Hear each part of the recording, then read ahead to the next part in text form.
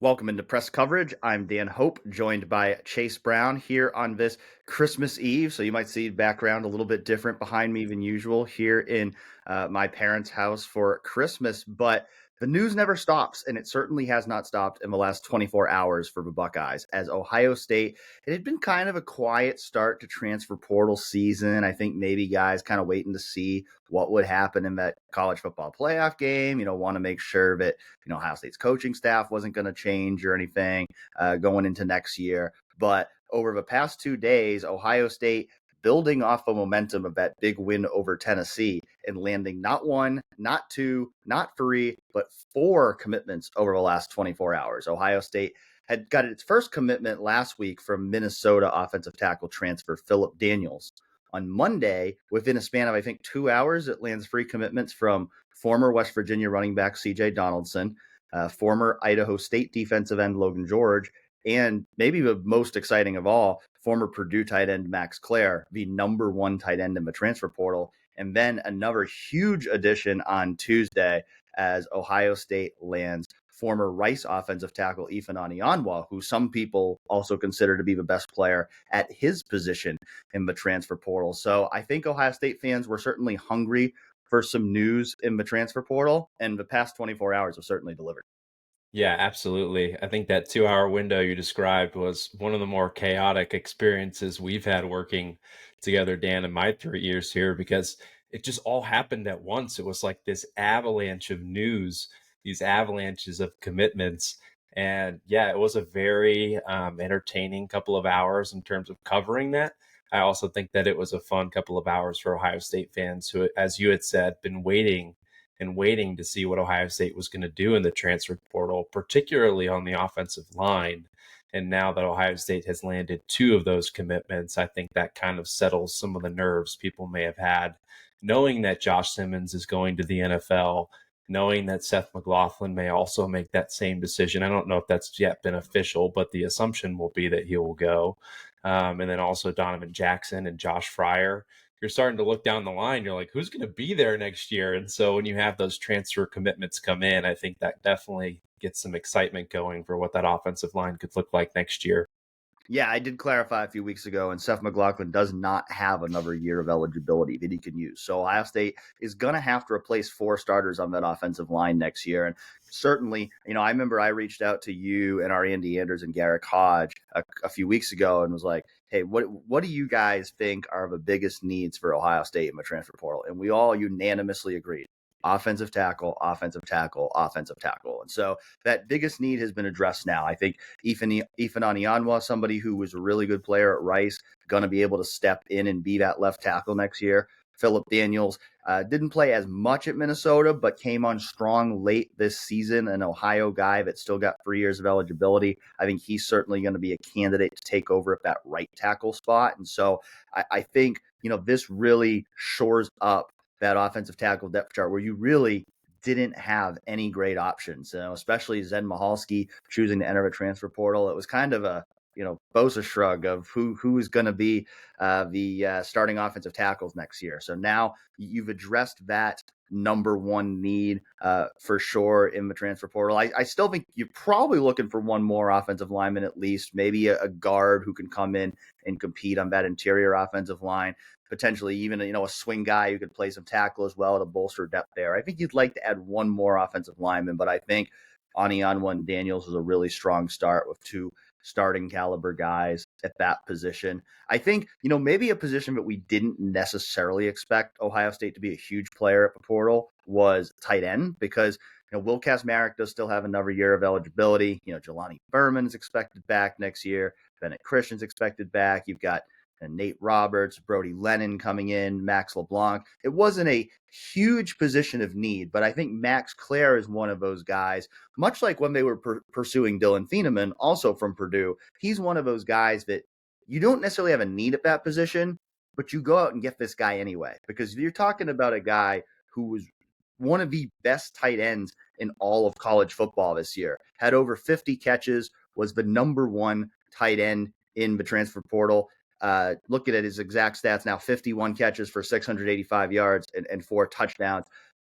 I think at tight end this year, Ohio State's taken a step back in terms of that receiving production it had gotten from that position the past couple years from Cade Stover. So to be able to bring in someone like Max Klare, I think he can really give him a huge boost in the receiving game at tight end, especially if you pair him with a guy like Will Kacmarek, who's a strong blocker. Absolutely. I was thinking about this earlier, I mean, very soon after he committed, really, that Ohio State hasn't really had a pure developed tight end at that position for some time now. I think G. Scott, he comes over from wide receiver. You had Cade Stover, who was a linebacker, then a defensive end, then a tight end, then a linebacker, then a tight end. And those have really been the two primary targets for Ohio State at that position the past couple of years. You do have Will Kacmarek in there now, who, as you said, is known more for his blocking prowess than for his prowess as a receiver. But Max Klare is going to come in here, and he's going to be an immediate impact X factor like player on the offense for Ohio State. And truly, I don't know when you could say the last time that's been the case for Ohio State's tight end room, when you're likening them to the receiving threats that they have in their receiver room. You're going to have Jeremiah Smith back next year. You're going to have Carnell Tate, Brandon Ennis, a couple of other threats in that passing game. But whoever ends up playing quarterback next year for Ohio State's definitely going to have a lot of weapons at his disposal. And it's going to include the tight end position this time around, too. That's for sure, Chase. Running back, another position that was kind of a question mark on the offensive side of a ball. Buckeyes going out and getting an experienced running back in CJ Donaldson Jr. And in 3 years at West Virginia, he's rushed for 2,058 yards and 30 touchdowns on 421 carries. And so he's a guy, if we assume that Quinshon Judkins is going to enter the NFL draft, which we don't know for sure yet, but the fact that Ohio State's going out and getting a veteran running back would suggest they're at least preparing for that to be a possibility. This is a guy who comes in and brings a proven track record, quality experience. Maybe not quite as flashy of an addition as Quinshon Judkins was last offseason.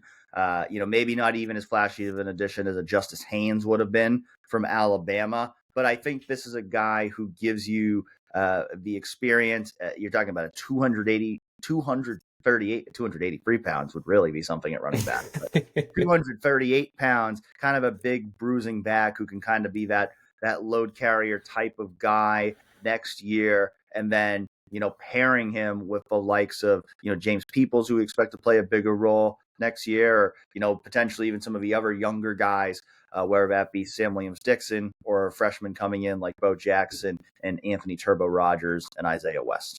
Yeah, I think Ramsey had messaged in our Slack soon after Donaldson committed, and he either said Carlos Hyde or he said El Guapo. I can't remember which he said, but both are synonymous. And yeah, that's kind of what you're hoping he can be, is a more physical, downhill, running the ball between the tackles kind of back. If they get Quinshon back for another year, you obviously know what he's capable of. And some of those younger guys are exciting for both their speed and their shiftiness. So to have somebody that you can rely on to, take up some of the more physical runs, the ones that Ryan Day always talks about, you're going to get 3 yards, but you need to fall forward for 4, or you're going to get 5 and you need to fall forward for 6. Being able to take those hits is definitely going to be important for Ohio State's offense moving forward as it continues to evolve with Chip Kelly as the offensive coordinator. I'm sure that Chip Kelly was definitely a part of this process and bringing Donaldson in as much as Carlos Loughlin and Ryan Day were. So to get somebody that's experienced, somebody that knows what it's like to carry the ball in a physical conference like the Big 12, I think that's definitely going to be a big addition for the offense, and I'm excited to see what he will do in this offense next year. And then the first transfer commitment for the defense so far for the 2025 season, Logan George, who may not be a name that jumps out to people coming from Idaho State, but I think this is a really quality addition as well. You're talking about a guy who had 19 and a half tackles for loss this season, of course, making that jump from the FCS level. So, that's a projection, but you look at the offers that he's gotten, a lot of, Big Ten Power 4 type teams in the mix, interested in bringing him in. So I think this is a really quality addition to that defensive end rotation, especially if you assume you'll have Caden Curry back, you'll have Kenyatta Jackson back. You're really looking for a guy who can kind of rotate with those two and give you a really quality three-man rotation. And I think Logan George is somebody who has the capability to provide that. Yeah, and I saw some of the discourse around Ohio State adding George, being, question marks about his performance at a lower level and how that might translate to a Power Five team, especially one with the defensive end talent that Ohio State has had for the past however many years since Larry Johnson has been the defensive line coach. Um, but I just think it's a different world in today's college football. You have guys that are talented anywhere and everywhere around the country. And I think that they understand that the transfer portal gives them an option to increase the stage on which they play and allow them to boost their draft profile, maybe boost their NIL presence. And it seems like that's what the move that Logan George wants to make here. I saw a couple of people liken him to like a Jared Verse, who, he started his career at Albany. He transfers to Florida State. He ends up becoming a first-round pick. I don't know if that's going to happen for Logan George. I'm not saying that he's going to be a future first-round pick, but that's the kind of trajectory, the kind of path that these guys can see for themselves. So they start at a lower level. They want to make a jump to someplace bigger, allows them to see how they can develop with some of the best in the business. And maybe that's the path that he can take. Maybe that's the plan that he has. It's funny that you brought up Jared Verse because I was thinking about it in my head as you're talking. Like, that's kind of a good example of a guy who made that jump from the FCS level to the FBS level and ended up being very productive at that level. And yeah, I'm not projecting that he's going to be Jared Verse to that level, but I do think he's somebody who has the traits. I mean, he's got the size, he's got the athleticism, he's got the track record of production to make you think he can be a quality addition to that room. And kind of to that larger point, you said, I mean, this is the way college football is now, where, the transfer portal gives guys like a Logan George, like an Ethan Onianwa, who maybe weren't recruited that heavily out of high school, but have proven themselves over multiple seasons at the collegiate level to be very good players, to then get that opportunity to now go play at a higher level. And the reality is, like, there's a lot of guys in college football who weren't necessarily those 4 or 5-star recruits out of high school that become really, really good players. And I think that's true for really all of these guys. I mean, Phillip Daniels is a guy that, Ohio State could have gotten out of high school if they wanted him. They chose not to offer him at that time, but they saw what he did at Minnesota. He proved himself there, and then they decided now they would go ahead and bring him in. And so I think this is the new world of college football. And I think the encouraging thing, if you're an Ohio State fan, is, it was only a couple years ago where it was kind of like Ohio State was still kind of hesitant to like fully dive into the transfer portal pool. It was still like every time it would come up, it was always like high school's first. We're only going to use it to fill needs. And I think now Ohio State, the last couple of years, we've seen it. Obviously, last off season, guys like Will Howard, Caleb Downs, Quinshon Judkins, who are making a massive impact for the Buckeyes right now in the college football playoff. They've realized now that, like, this is the new world of college football. Recruiting still has to be the lifeblood of a program, but you have to be willing to go out and look for the best talent in the transfer portal and look for guys, even if it's not a position that's necessarily a major need. If there's a guy out there who could make your roster better, you go out and get that guy. And I think all 5 of these guys have the ability to be that. Yeah, and even if they don't make Ohio State better, I think that's fine too. With high school recruiting, how many misses are in a class?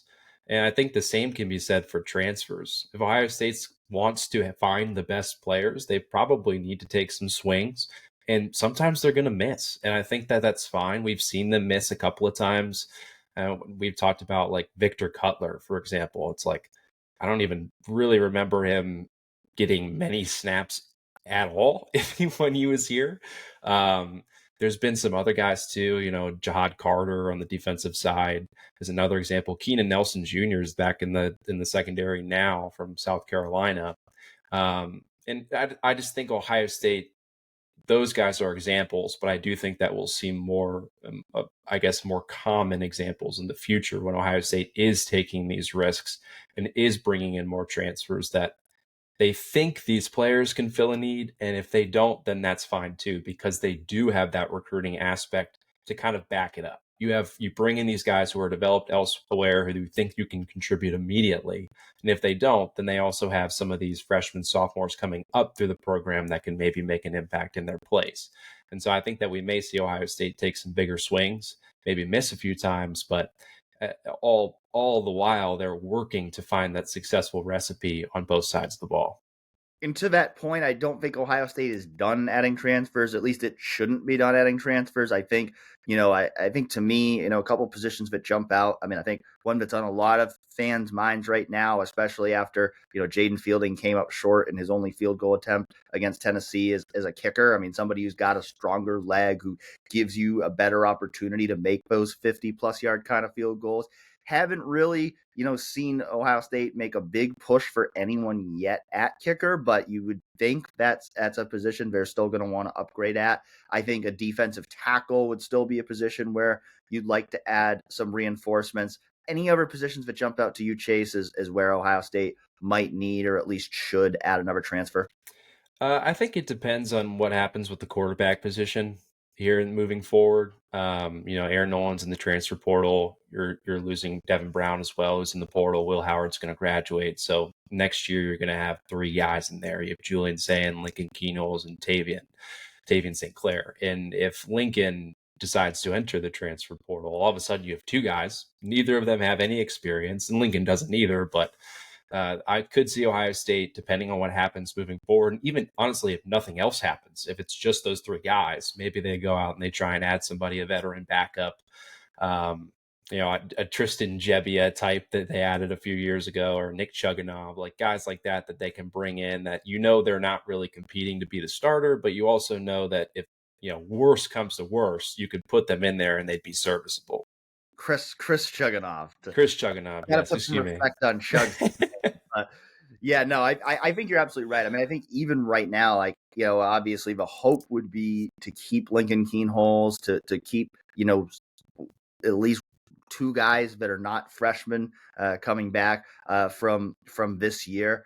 But I think either way, they should be monitoring the portal for someone in that Tristan Gebbia, Gunnar Hope, Chris Chugunov mold, who would not have any expectations of coming in and being the starter, because we think we're both on the same page. We anticipate that Julian Sayin will be the starter next year, but you ideally, Ryan Day's always said it, you ideally want to go into the season with 4 scholarship quarterbacks. That's becoming harder to do. And so if you have 3, you'll be okay, but you can't get down to 2. You've got to have at least 3. So I certainly agree with you there, but I think Ohio State should be monitoring the quarterback market. And like you said, really, any position could still yield a transfer, because it's like, a great safety or a great corner, a great linebacker. We didn't necessarily expect a tight end, but the best one was out there, so you went out and got him. And so if the right player's out there, Ohio State should be in the mix. And based on what we've seen the last 24 hours, I think Ohio State is showing that, it's going to be a player for top talent in the transfer portal. And so we will continue covering those developments as they happen on 11warriors.com, of course, along with the college football playoff game that's coming up 8 days from today when Ohio State plays Oregon in the Rose Bowl. So thanks for joining us on another episode of Press Coverage. Happy holidays and Merry Christmas to everybody out there, and we'll catch you next time.